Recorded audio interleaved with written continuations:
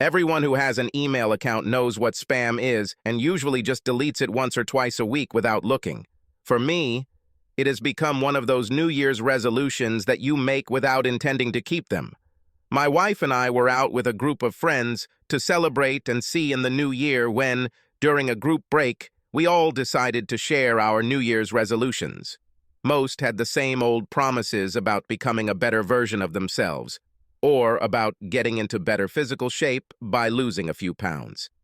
My promise was to reduce the amount of spam I receive by 75%. Someone said, "Good luck with that. Your email address is being sold to anyone who is willing to pay for it."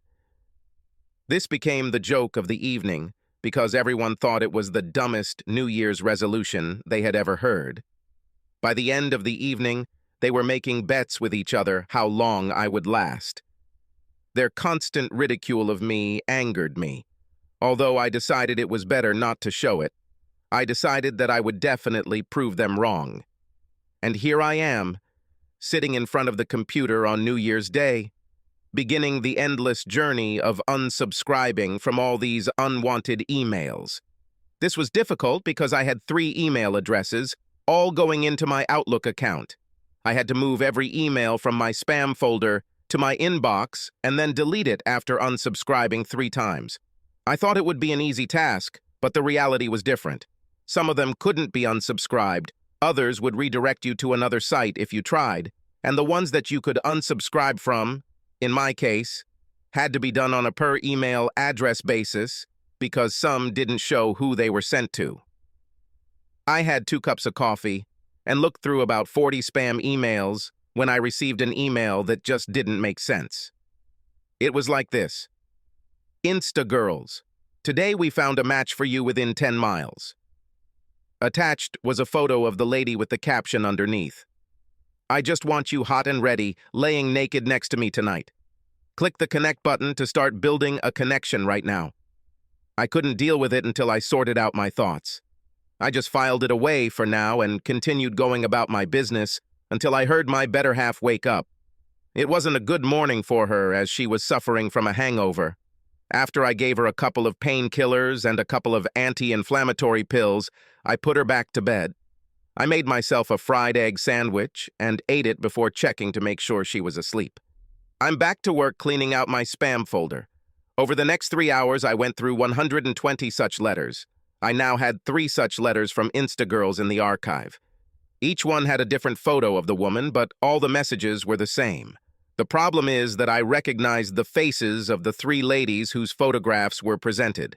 One was my wife, and the other 2 were my wife's longtime best friends, since they met while attending Penn State University.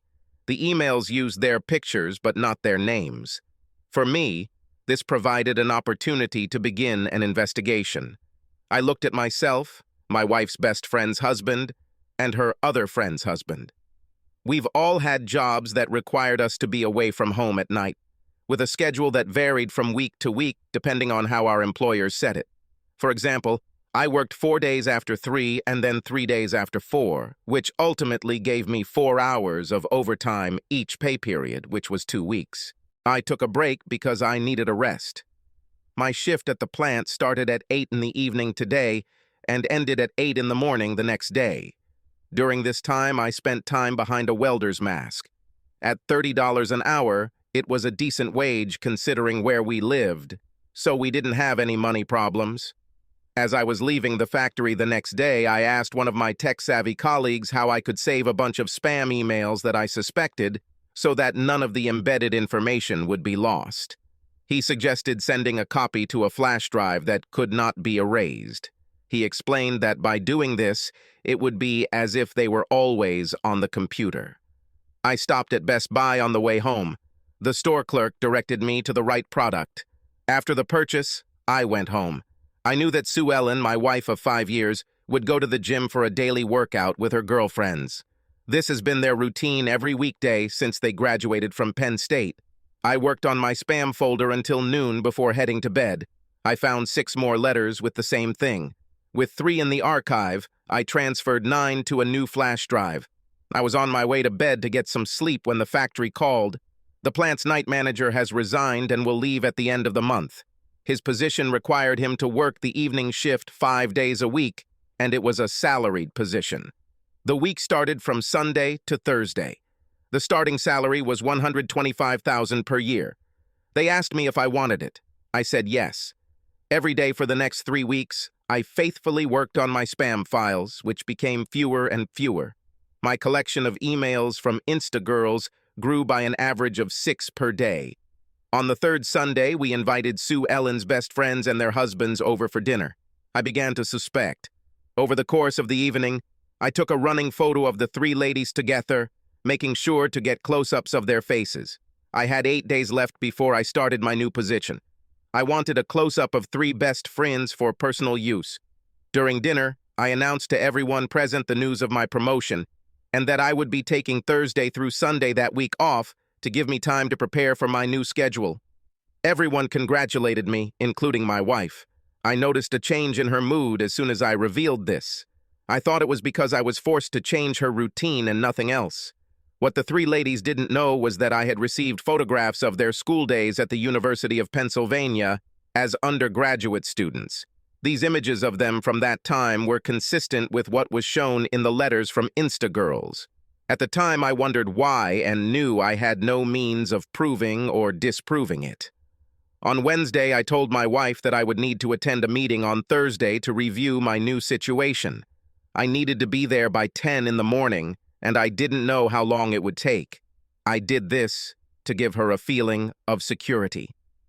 Little did she know that my assignment was at the FBI field office located next to the only shopping center in town.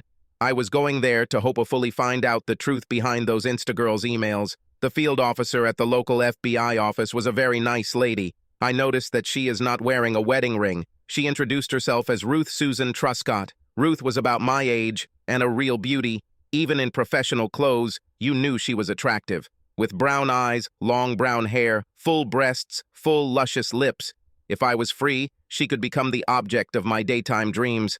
I thought for a moment that she might be a same-sex lover.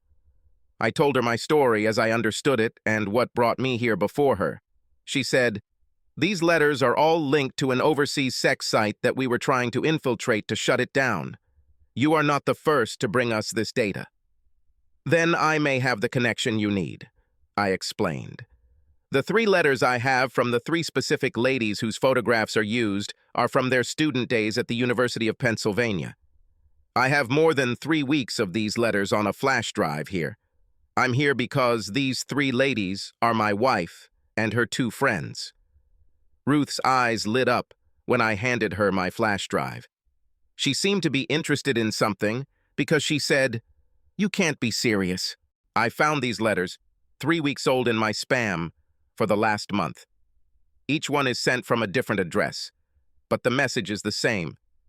You will also find a recent photograph of the 3 ladies, their maiden names, their legal addresses and married names," I said, handing her the flash drive. "I also provided you with their dates of birth and social security numbers because I was so concerned.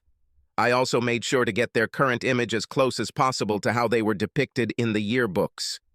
"You can see what a breakthrough this could be for us," she said, uploading their university photos into facial recognition software. It took about 3 minutes until the computer announced that they had a match on all 3. "Jack Daniel Patterson, you hit the nail on the head," Ruth said. "These 3 ladies have been on our watch list for many years. Until today, we haven't been able to link their images to anyone real. The first thing we'll do is check for everything we can find. These may be nothing more than stolen images used under false names. If so, I can inform you within a few days." "With the history of Pennsylvania State University," I said, "we can't be sure. I would appreciate it if you could keep me updated." "Is your mobile phone connected to your wife's phone?" she asked. "No, but I have a second number on it that she doesn't know about," I explained. "My employer just set him up as a confidential contact for me and senior management." "Then this is the number I will contact you on," she said. "When I have questions, I need answers to, or more news to share." After I gave it to her, I said, "Make a note to remind yourself to only call me in the morning. At noon, it is turned off, so I can sleep because I work at night." "What do you do for a living, if I may ask?" Ruth said. "Until this week, I worked 12-hour shifts as an industrial welder," I said. "Starting this Sunday, I will become the new night shift manager at the plant." Ruth smiled and said, "Is that the Overton Farm Equipment Company that builds all kinds of horse trailers, flatbeds, and truck trailers?" "Yes," I said, completely surprised. "How do you know?" "My stepfather is the person you are replacing," she explained. "Mom and he bought Casey's to run. After 20 years, he's looking forward to a normal life with regular hours. After leaving, I went to the bank to set up a new account. With the help of the bank representative, I was able to redirect my new payroll to him and arrange for the current net paycheck to be transferred to our regular account for now. I did this because I was worried that the FBI would find out, because my gut told me there was more to this situation than it seems. Most will never know how much I hoped I was wrong. I began to suspect that my thoughts about my wife and her friends might be correct because my wife had not been acting like her usual self for the past 4 days. She was irritable, distant, and sullen. My changes in plans caused her problems. Her behavior proved this. The problem is that she couldn't tell me why. This only created doubts, because until now in our relationship, I thought that she was honest. On Sunday at 7 o'clock in the evening, as I was leaving the house for work, I noticed a change in my wife's behavior. Right before I left the house, she decided she needed to take a quick shower. Her explanation was that she felt the need to be completely clean at night. This made me wonder why.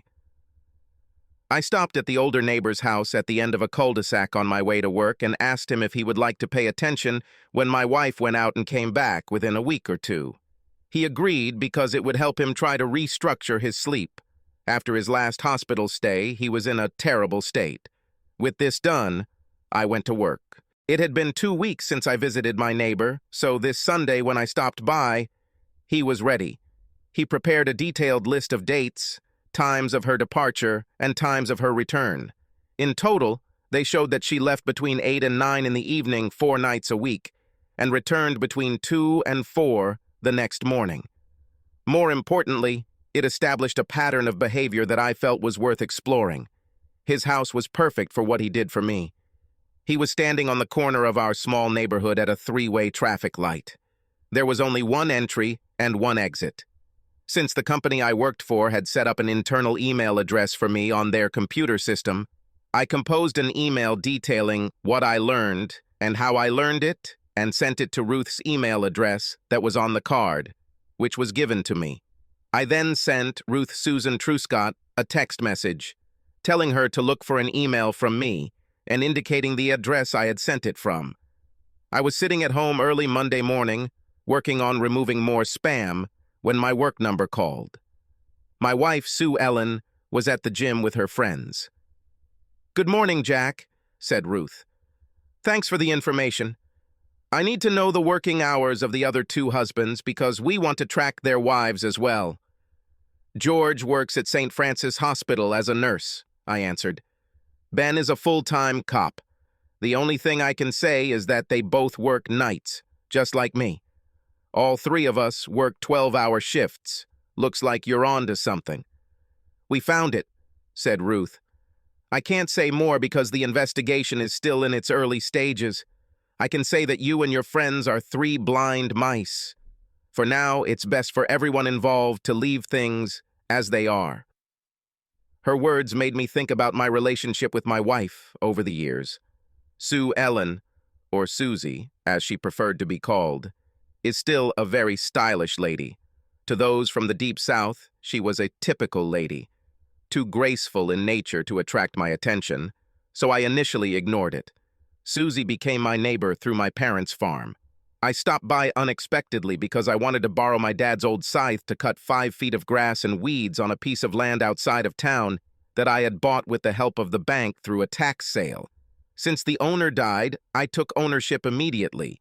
My idea was to clean it up and sell it when I was free. 28 acres of land consisted of hills covered with trees. It was perfect. I just wanted to clean up the front and back yards before checking out the rest of the property. I worked on this for about 2 hours. I just drove up to the house and started cutting the grass from there. I piled everything I found in front of the car, planning to deal with it later.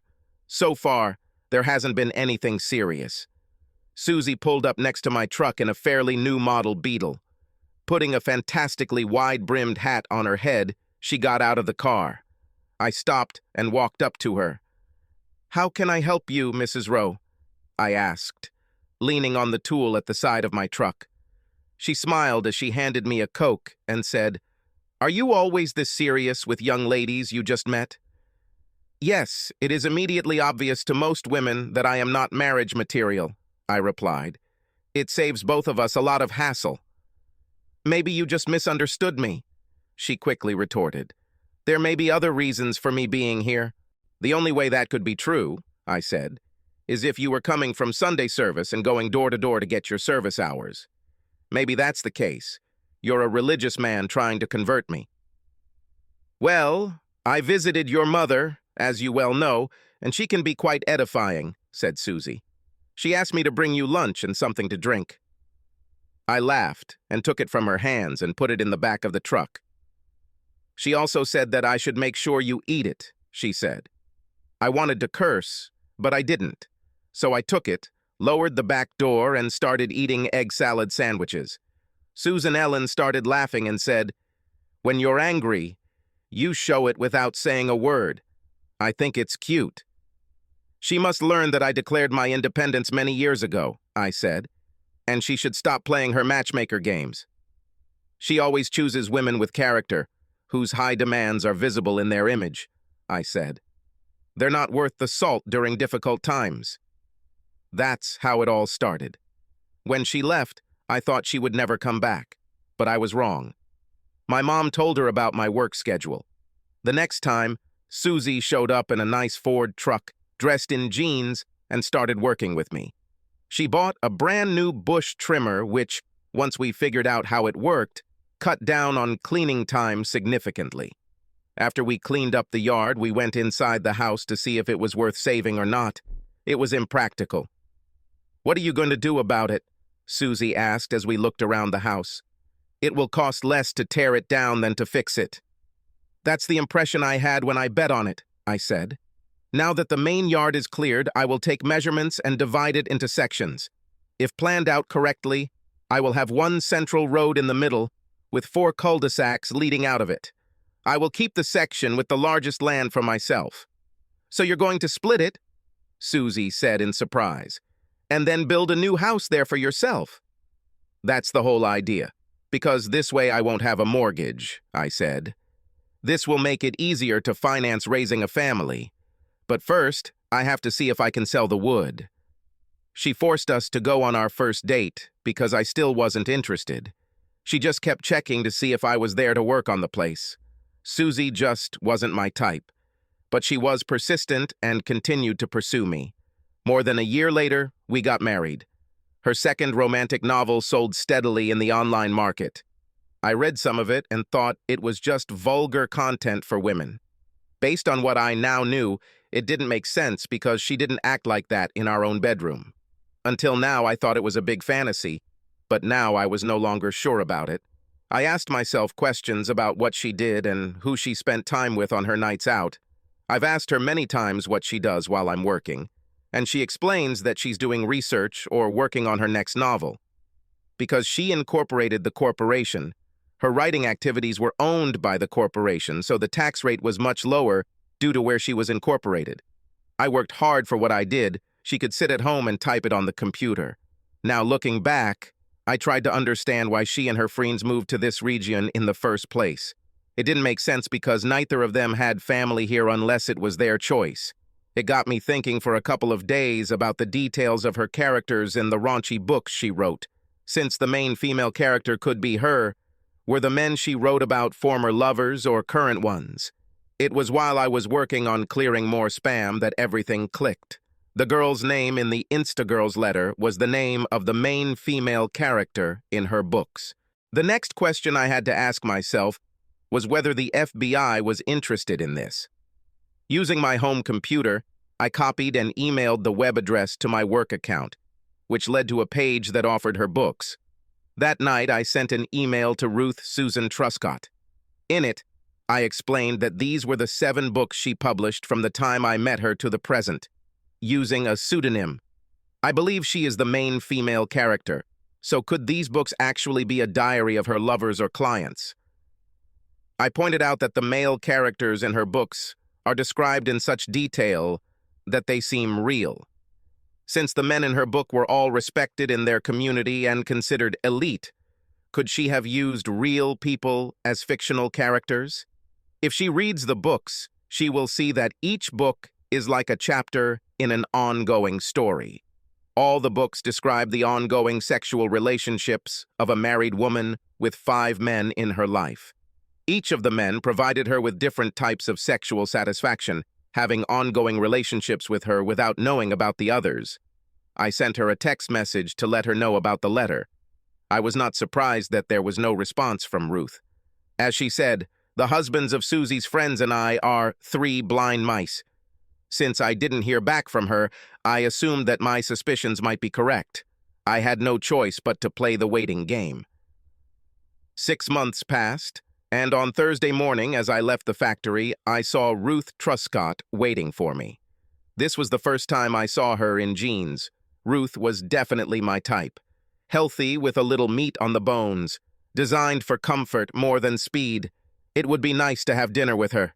Getting lost in her arms would be like resting on the clouds. "Someone gave me a ride, Jack," Ruth said.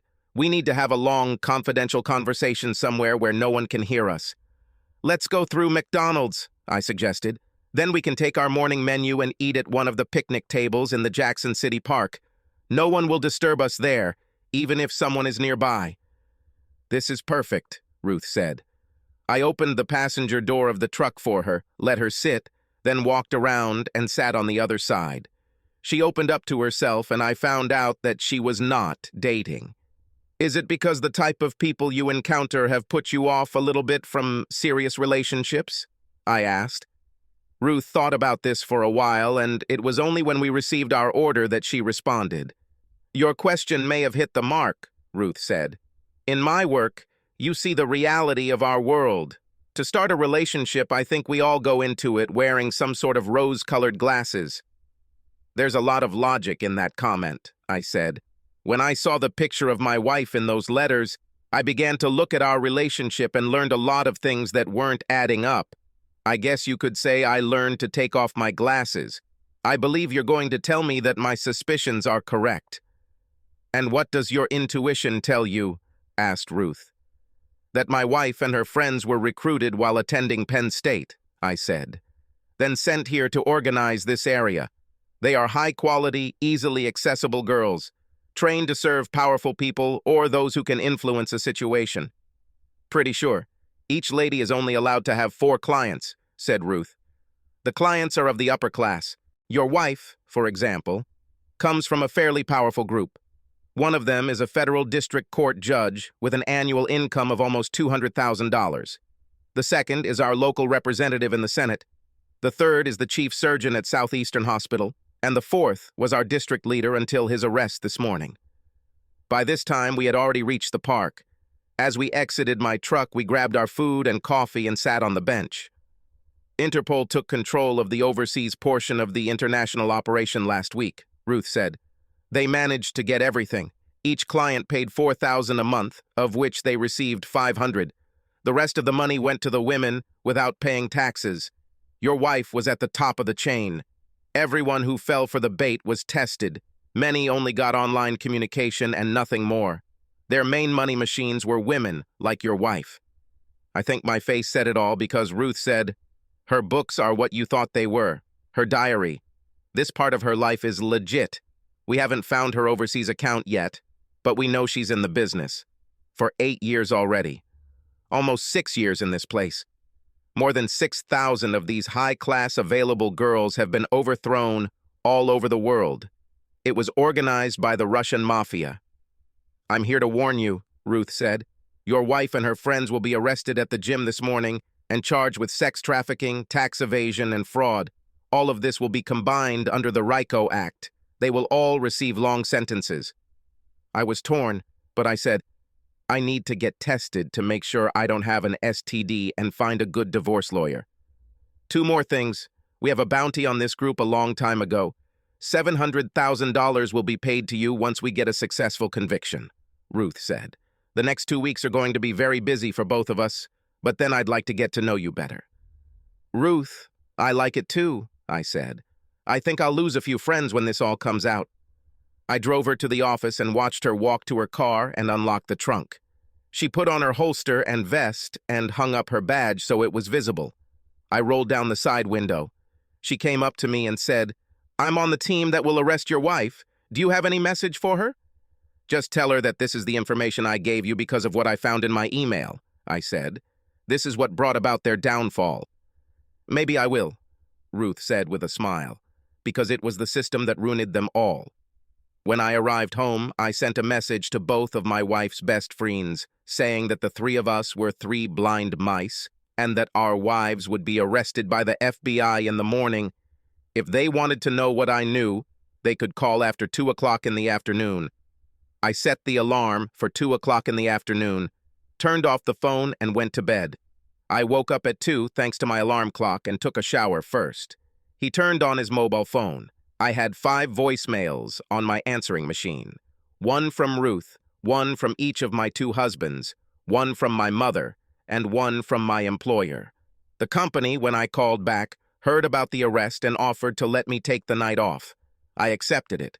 I told him I would call the team leader to let him know what needed to be done, and then go on Friday night to set things up for the weekend so as not to lose any production time. I called Ruth, who told me that the 3 ladies had been taken to St. Louis and would remain in custody until their bail hearing, which was scheduled for Monday. She asked me if I could go out for dinner. I said I had to answer the other blind mice's call before I could answer this. After 2 quick phone calls, the other women's husbands will come to find out what I know at 3 o'clock in the afternoon. I called my mom and learned that my wife's arrest had made the lunchtime news. I promised her I'd stop by on Friday to tell both my parents what I knew before I went to work. After the call, Ruth said that dinner was scheduled. She said she would text me with the time and location as soon as she was free. I still had half an hour, so I looked through my wife's personal dresser and makeup table for the first time in my life. Most of this time was spent discovering a well-hidden little notebook with a routing code for bank transfers from her overseas accounts to our local bank. His current balance was indicated there. I knew I had to give it to Ruth, but first I was going to talk to a computer colleague I knew. Ben and George arrived together, both looking the way I felt. All 3 of us had our lives, as we knew them, pulled out from under us. After I bought them a beer, we sat down and I told them everything from my New Year's resolution to today. "So you suspected," Ben said, "but I didn't have anything concrete until this morning." "That's right," I said. "Even at first, the FBI believed that our wives' images were stolen and used." "Damn, if you said anything, it would blow up in your face," George added. "We were all deceived from the very beginning." "The FBI agent I dealt with," I said, "told me that we are 3 blind mice, and that it must remain that way for now. Based on what was revealed to me today, I can understand why. Everything was done this way mainly for our own protection." "The question is, when will we learn something new?" Ben asked. "The ladies' bail hearing is on Monday," I said. "Since this is such an international case, I'm guessing there will be a major press release from the FBI in Washington tomorrow morning. The agent told me they are making arrests all over the country today. I'll be hiring my divorce lawyer tomorrow." "Does anyone have an idea why our wives chose us?" asked George. "My gut tells me this was all planned during the Obama presidency," I said, "when a lot of things were done because people looked away. Even in our society today, we barely scratch the surface of what they did.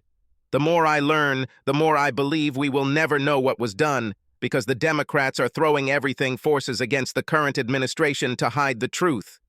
Our wives chose us because our political opinions made it impossible for anyone to believe that we could fall for what they were telling us," I added. "We were too trusting and accepted what they said without question. All 3 of us are conservative by nature, but we have a liberal point of view regarding the behavior of others," I explained. "We follow the law because of our respect for the law. Those who have a different political point of view believe that the law does not apply to them."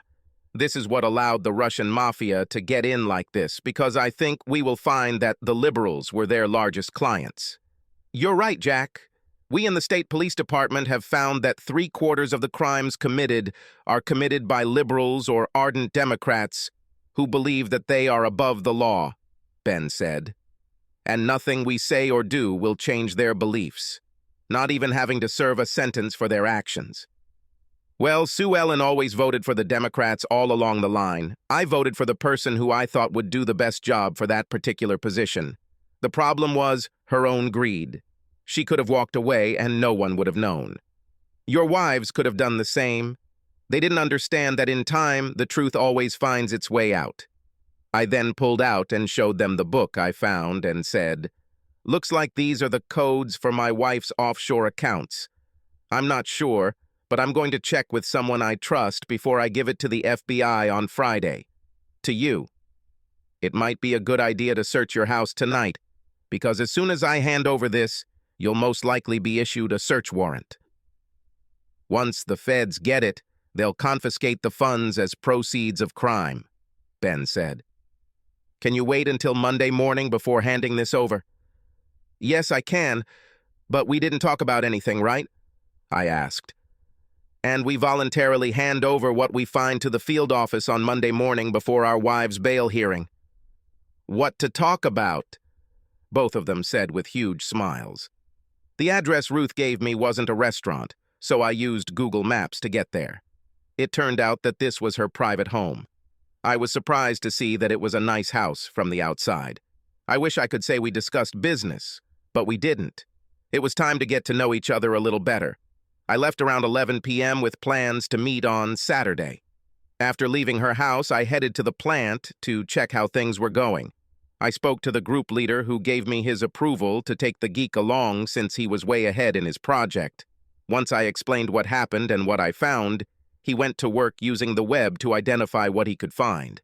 The web address took us to the bank where we entered a bunch of numbers, and voila, her account appeared. We were both shocked to learn how much money she had. Within an hour and a half, he transferred 20% from 4 different accounts and dated it 3 days ago. With my permission, he took the amount needed to pay off his mortgage.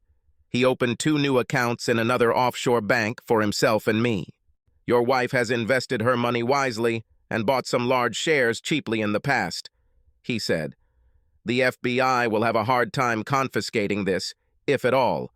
When you give it to them, explain that under state law, what's in these accounts is community property. That gives you the right to half of it. In divorce court, if it comes up, just say you did it to protect some of your capital. I couldn't do this without your help," I openly admitted. "So thanks in advance." I sent a text message to Ben and George about what I had learned. I worked 3 or 4 hours, scheduling production for the weekend to make sure no one would be idle before heading home. For some reason, I couldn't sleep for a long time. I think I had too many thoughts. I got up around 7 in the morning and started changing channels on the TV, looking for any national news that was available to study.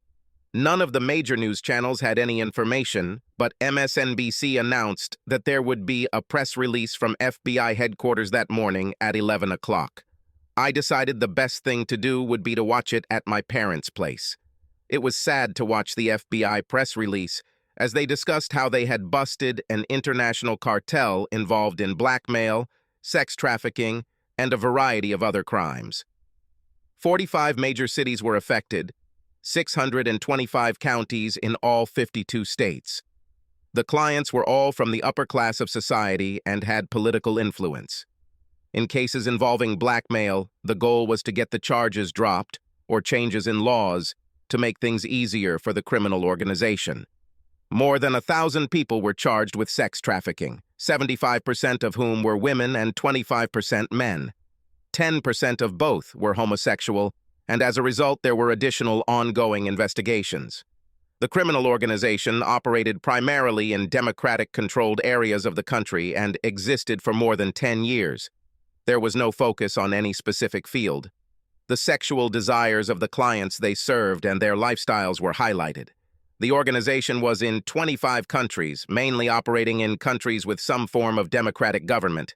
It was organized and controlled by the Russian mafia from Belize. MSNBC presented a list of the top 30 Democratic cities in the U.S. and confirmed that all of them were on the list of cities where the FBI arrests occurred. It was frustrating to hear commentators claim that this was a planned attack orchestrated by President Trump to divert public attention from his other problems. The fact that this criminal operation was organized under a Democratic presidential administration was not mentioned once after the FBI press release concluded.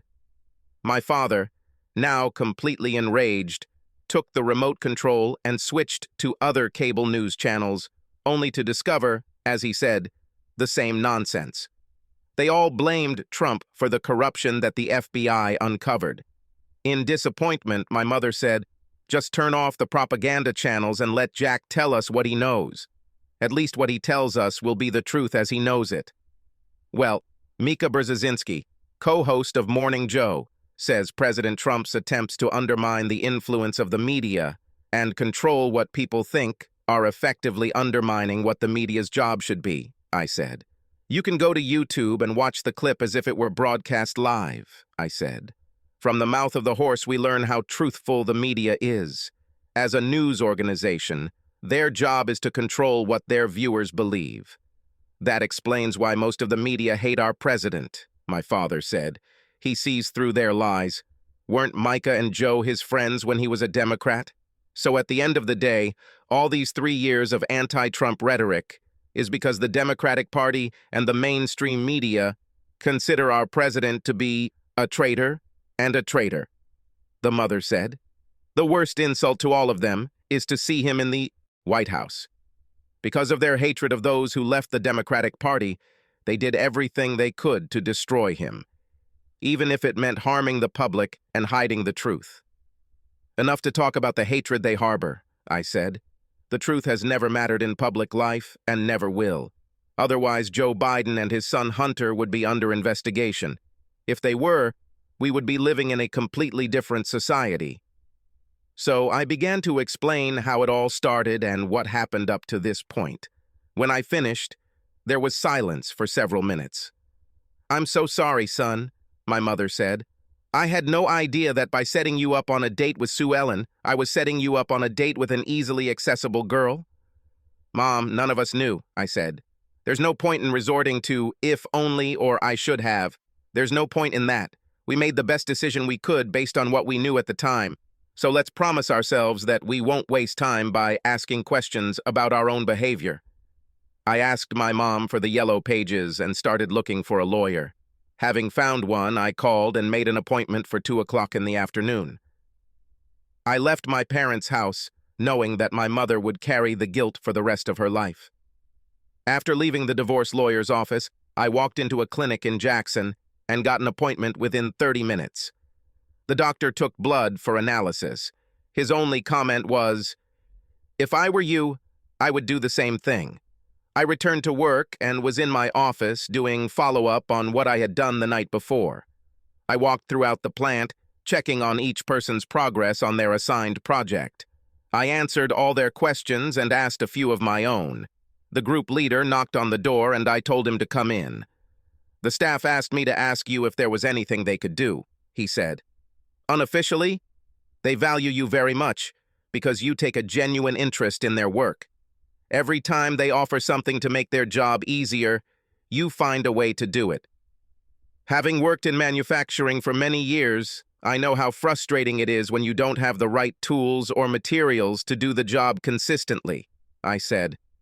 "We have a great team, and paying attention to their needs has greatly increased our productivity. The day shift manager has been tasked with adopting a few of my management techniques. Just thank our team for me for their concern, and tell them that if I need their help, I will contact them first. Sometimes the smallest gestures mean the most. I was grateful for the opportunity to be alone because what I had been keeping inside of me came out. I just sat there, letting it all out before returning to my tasks. It was already past midnight when I returned home. Ruth Truscott was waiting for me when I arrived. We headed to the Hickory House for breakfast. She noticed that my wedding ring was gone. Neither of us had seen the Arch in St. Louis before, so we decided to head there for the day. After that, we went to the St. Louis Zoo. It was about 3 o'clock in the afternoon when Ruth asked me if I wanted to talk to Sue Ellen. I thought about it for a while and then said that maybe I should because she needed to know that she no longer had a home to return to. I had to wait until Sue Ellen was escorted to the visitor's room. I was pleased to see her wearing orange. It was obvious that she no longer looked like the petite, sophisticated Southern girl she had imagined herself to be. The facade she had created for herself was destroyed forever. I wondered if our whole life was an illusion that she created to help hide who she was and what she did. She sat down and picked up the phone as I looked at her through the glass with a tinge of sadness. Now it was clear to me that our entire life together had been a lie. "It's me," I said. "Who provided the FBI with information that helped expose the organization you were working with?" "It started in January when I started clearing out my junk mail files." "How?" she asked. "Instagirl emails sent daily," I said. 3 of them contained photos of Beth, Katie, and you from your days at Penn State. I was getting an average of 6 a day. I tried to unfollow them but couldn't because Outlook flagged them as unsafe. That Sunday when we invited them to dinner, I took your photos to take them to the FBI. Before this, I thought these must be stolen images. Within a week, I realized that my assumption was wrong. "I'm sorry," Sue said to Ellen. "My mistake was falling in love with you. The original plan was to divorce the 3 of you in 2 years." "I don't believe you when you say you're in love with me," I said. "I think your only regret is that you got caught. By the way, Ben, George, and I got search warrants. The FBI found books that had all the information about your offshore accounts. I think they'll confiscate the funds from them." It was interesting to see Sue Ellen's face turn pale. Knowing that her real earnings could have been wasted must have hurt her. "You will be served with divorce papers in the next few days," I said. "Your clients are all arrested and their careers are over. I have one question for you. Why did you and your friends choose the 3 of us as scapegoats?" For the first time in her life, Sue Ellen didn't know what to say, so I repeated the question a second time. After about 5 minutes, she said, "When we were recruited into the industry, we were trained for weeks on human behavior. One of the things our instructors focused on was political opinions. We were told that we only wanted clients with liberal views because they would justify what they do with a temperament that will benefit us. Their personalities have shown that if it is against the law, then the law is to blame, not what they do. Liberals are also known for accepting lies as truth because they, in general, do not question anything. So their view was, what is good for me is acceptable," I said, "whether it is according to society or not." "Partly, but you've simplified it too much," Sue said. "Liberals live in their own bubble and it usually has nothing to do with reality. Most liberals believe that the law was not written for them. That's how they justify everything. We didn't realize when we contacted you 3 that you weren't liberals. We were too focused on the fact that your lifestyle fit perfectly into ours, giving us a cover that we thought would never be blown. With that, I replied, we were 3 blind mice running after wives whose behavior cut off our tails with a kitchen knife. Goodbye, Sue Ellen. Any further communication will be through the lawyers. Don't try to go home as my lawyer is getting a restraining order. Order because of your connection with the Russian mafia." I hung up the phone. I got my answers, even if I didn't like them. Within minutes, I was in my truck with Ruth. "Jack, are you okay?" Ruth asked with concern. "It's hard when you realize that the woman you married never loved you," I said. "The 3 of us were chosen because our work schedule provided them with the perfect cover for what they were doing. Nothing else." "Oh, I know it will be hard at first," Ruth said. "Perhaps knowing this will make it easier to move on." "I started to move on when I believed she was selling herself," I said. "Ruth, open the glove compartment. Inside you will find the envelope I was going to check in on Monday. It's a notebook I found while going through Sue Ellen's personal belongings. I think it will lead you to her offshore accounts." Ruth opened it and, looking through it, said, "Ben and George are looking for their wives' records. If they find anything, they will bring it first thing on Monday. Maybe what I was told today is true, but knowing it and confirming it is still painful." I listened as Ruth made a cell phone call to tell her boss about the find and how she got it. When she finished the conversation, she started laughing. Remember, I said, these accounts will be mentioned in divorce court because Missouri is a property-dividing state. Jack, my boss suggested recruiting you to our team, Ruth said. Thanks to you, they will have to work hard to get permission to search the homes of those arrested. We were driving back down the interstate, talking about everything, when her cell phone rang again. I heard one side of the conversation. It was her mother who wanted to know if she was coming for dinner. Ruth explained that she was with Jack Daniel Patterson, returning from St. Louis. Then came the usual questions about who I was, what our relationship was, what we were doing in St. Louis, and whether I would come to dinner with her. Ruth said, "Listen, Mom, we're just friends for now." After a few minutes, she looked at me, rolled her eyes, and asked, "Do you want to go to dinner?" I nodded my head. "Yes," she said, "thank you," and hung up. "What caused all this?" I asked Ruth when she put down the phone. "My mom's shock when she found out that I'm with a man and it's not work-related," she said, laughing. "Get ready for an evening with 1,000 questions." "I don't think your mom will get many chances to ask me questions," I said, "after your stepfather finds out where I work." I was right. As soon as Ruth's stepfather found out where I worked, I was lost to Ruth and her mother as he became engrossed in conversation about what was happening at the plant. It was interesting to learn that the CEO was retiring and it was not clear who would be offered the position. Because of the pressure put on the day shift manager by senior management, he thought I was on top of things. The way I managed the night shift really impressed the senior management. There were no complaints from employees subordinate to me. Ruth's stepfather asked me how I met Ruth, so I explained the whole situation. His opinion of my situation was quite insightful. He, too, met his current wife when his world was falling apart. It's been a good 20 years for them. It was almost 11 o'clock at night when I took Ruth home. I found that I really enjoyed her company, and we agreed to meet the following Friday. On Sunday, 3 blind mice got together. I told the guys about my meeting with Sue Ellen and my feelings about it. Neither Ben nor George visited their wives. They liked the idea that I filed for a restraining order because of who was working for her. It was a busy week of work. Sue Ellen and her best friends were refused bail because they were a flight risk. I was surprised that Sue Ellen not only agreed to the divorce, but also easily agreed to the terms. It was agreed that I would store her personal belongings in a rented unit. My lawyer expected Judge Donald McDonald to approve it if I appeared before him in court. So on Friday afternoon, I picked up a couple of bundles of boxes to start packing her things. Her car had already been taken to the lawyer's office for sale, through a commission agent. I bought a small lockable box to hold Sue Ellen's fine jewelry, which I put in there and delivered directly to her lawyer's office, where they gave me a letter saying I had done so. Ruth and I spent the weekend together and we found ourselves growing closer. Ruth told me that my soon-to-be ex-wife and her 2 best friends were trying to negotiate a deal. The difficulty for Sue Ellen was my demand for half of her ill-gotten gains. The FBI learned that they were all legal Belizean citizens and would never be able to repay any money she earned without her cooperation. Once I moved Sue Ellen's personal belongings into storage, I put the house on the market.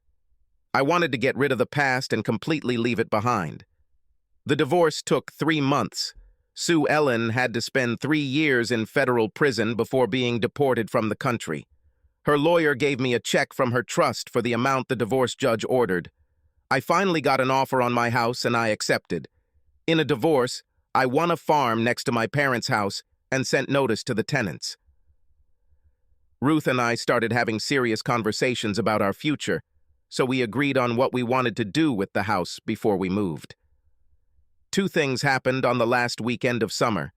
At the company's summer picnic, they announced that I was becoming the new CEO. It was a Monday to Friday job with evenings and weekends. With her mother and stepfather at a company picnic, I got down on one knee and proposed to Ruth Truscott. Of course, she said yes. What happened to Sue Ellen and her friends is another story.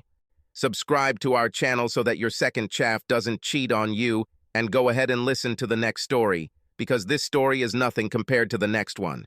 If you're under 18, don't even think about listening to the next one.